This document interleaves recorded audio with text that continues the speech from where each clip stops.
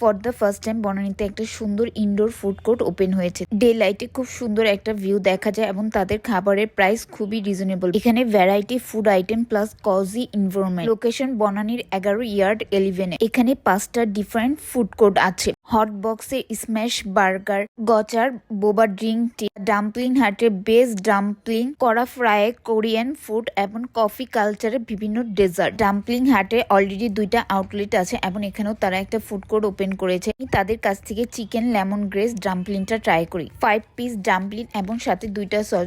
Dumpling হাটে কিন্তু varieties dumpling পাওয়া যায়। তাদের ডাম্পলিংস গুলো এক কথায় বেস্ট। করা ফ্রাই থেকে করা কন্ডকটা ট্রাই করা হয়। প্রচুর পরিমাণে চিজ অ্যান্ড চিকেন থাকে এবং তারা 3টা সস একসাথে মিক্সড করে দেয়। হট বক্স থেকে চিকেন অ্যান্ড শ্রুম স্ম্যাশ বার্গারটা ট্রাই করি। তাদের স্ম্যাশ বার্গার খুবই মজা।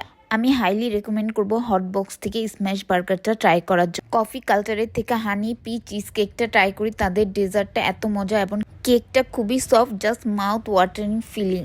গচার বাবল টিটা অনেক জোস, বাট কেউ যদি গচা ট্রাই করতে চান I highly recommended chocolate cheese অ্যাফেয়ারটা ট্রাই করার জন্য। তাদের সুগারের ব্যালেন্সটা স্মুথ থাকে। Overall in a budget then yard 11 is place for you.